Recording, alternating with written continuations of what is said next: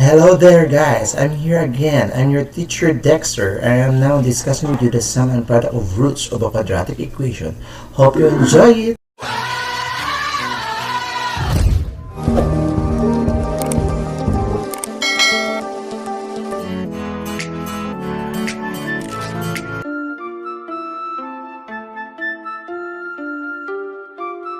As I discussed with you guys about the sum and product of the roots of a quadratic equation, let's try to understand first the main objectives that we have for this discussion, and that are first, know the sum and product of the roots of a quadratic equation. That's the first one.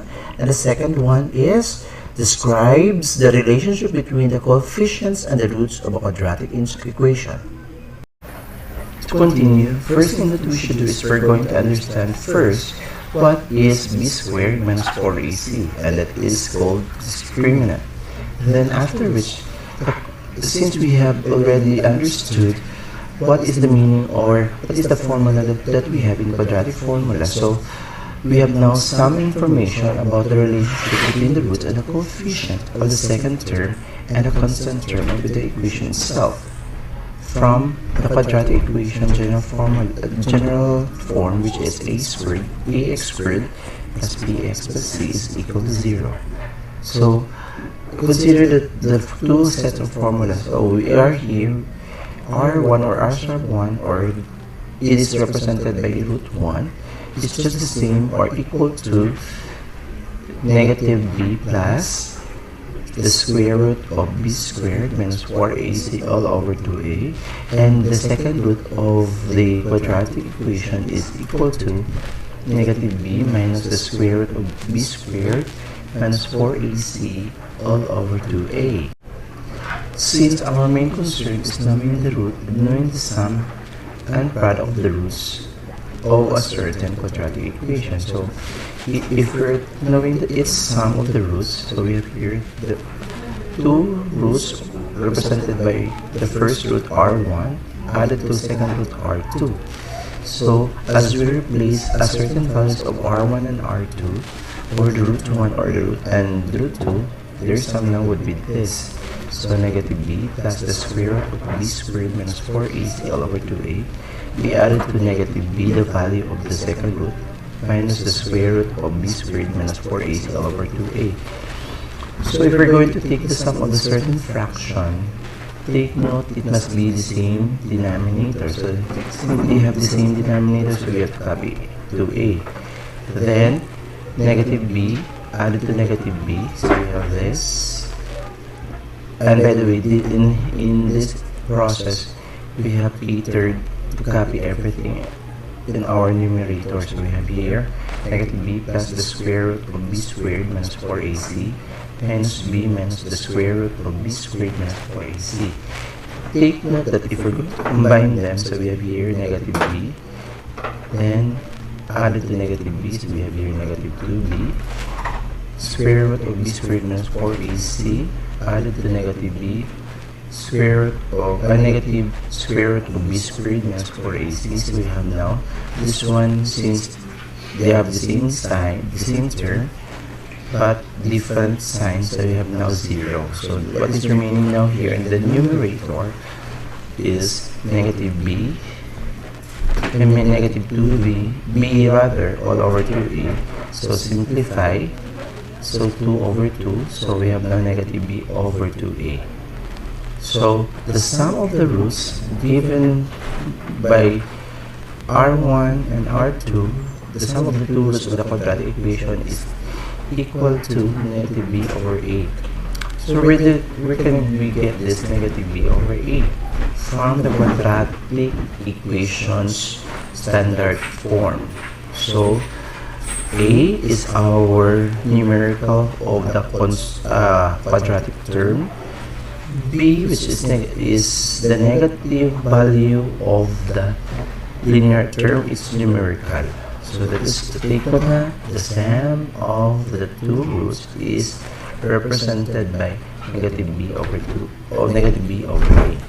Whereas if we're going to have the product of the two given roots of a quadratic equation, so we have multiply them, r1 times r2, or the first root multiplied to the second root. So we have now replaced the first root. We have this negative b plus the square root of b squared minus 4ac all over 2a multiplied to the second root, which is negative b minus the square root of b squared minus 4ac all over 2a. So as you notice, there is a quite complicated situation. So, but you have to understand that if we're going to expand this or knowing its product of these two given factors, all we have to do is to remember the concept of FOIL method. Again, FOIL method. So we have numerator multiplied to numerator, denominator multiplied to denominator. So we have now negative b times negative b is we have b squared. Negative b times negative square root of b squared minus 4ac. So we have here negative times negative is positive b square root of b squared minus 4ac. Then the inner part is the first one is the FOIL. From the FOIL method is we have first, then first, when we have b squared. Outer is negative b, and then this one times negative square root of b squared minus 4ac. Then inner, so the first inner term is we have the square root of b squared minus 4ac multiplied to the negative b. This is the other inner term. So the product now is negative b square root of b squared minus 4ac. Then last. So the last term is this one, square root of b squared minus 4ac times the square root, then times the negative square root of b squared minus 4ac. And take note, we have positive times negative is negative. Then since the radicand, what is radicand? It is a number or a value inside the radical symbol, and that is the square root, having the same value. So this is considered now as a perfect square. So we have negative quantity b squared minus 4ac. All over 2a times 2a is 4a squared. Okay? And so we have, as you take note with this, we have b squared, then plus b square root of b squared minus 4ac minus b square root of b squared minus 4ac. So we have here equivalent to 0. So what we have now is this. Since this is 0 anymore, the negative times b squared is negative b squared. Negative times negative 4ac is positive 4ac all over 4a. Okay? So b squared minus b squared is 0. So what is remaining in the numerator now is 4ac all over 4a squared. So if we're going to simplify this, 4 over 4 is 1.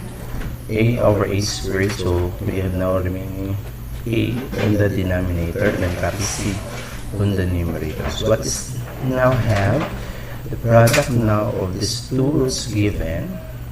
The two roots represented are the first roots, which is this. The second root, which is this one, is equivalent now c over a. Okay? So now as we consider, the sum of the roots, as I said again, is equal to negative b over a, which take the negative b over a from the standard form of the quadratic equation. And the product of the roots of the quadratic equation is still the same, that we have c over a. The value of the constant term over the value of the numerical coefficient of the quadratic term. So that is how to work on it based from the derivation of the quadratic equation roots, the two roots, knowing its sum and knowing its product. Okay, so to start with this, we can have the relationship of the two roots given, r1 and r2. Okay, as I said a while ago, based from the standard form of the quadratic equation, provided that we have a is not the same with 0. So we now have from the given quadratic equation a squared plus ax squared plus bx plus c is equal to 0. So what we have now is our test should be the numerical coefficient of the quadratic term must be 1. So as you notice that if we are going to multiply both sides by 1 over a, it's inverse. So if we're going to distribute, so we have now a x squared because 1 over a times ax squared is x, cancel the a. Then how it became b over ax, so we have 1 over a times bx. So b over ax. And so we have 1 over a times c over a is equal to 0. Then the other side is 1 over a times 0 rather is 0. Take note that a is not 0. Okay? So if you notice here, so we have now, if we're going to have to create from the standard form of the quadratic equation, its numerical coefficient of the quadratic term multiplied to both sides by its inverse or multiplicative inverse, then we could now establish that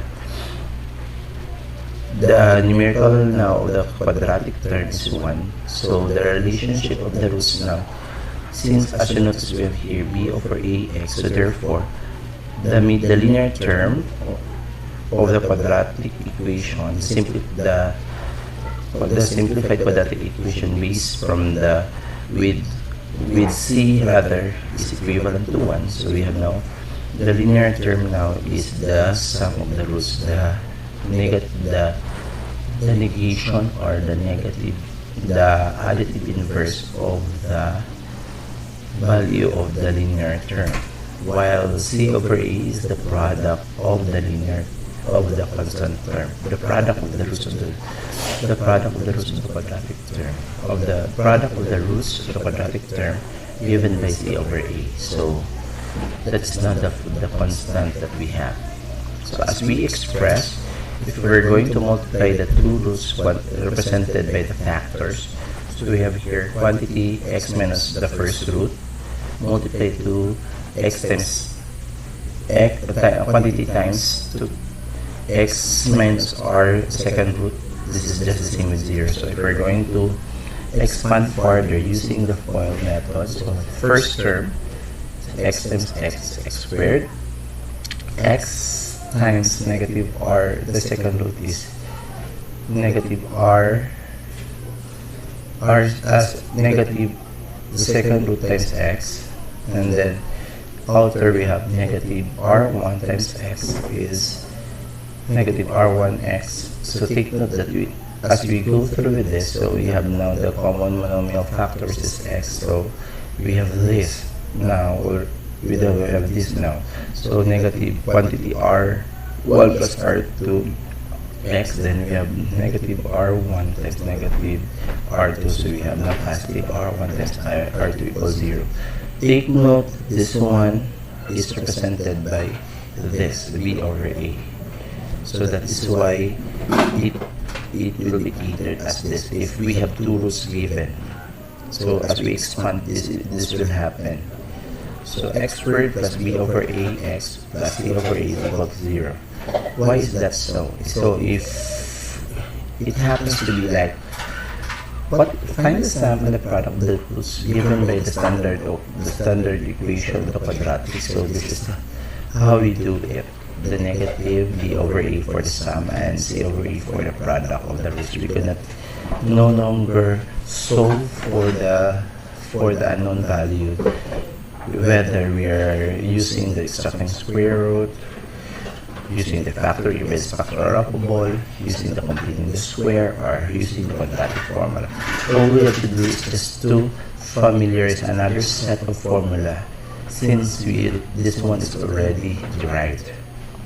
So negative sum of the roots is b over a, or just we say the sum of the roots is just the same with the negative b over a, and then so that is why we have this, and then the product of the two roots is c over a. Okay.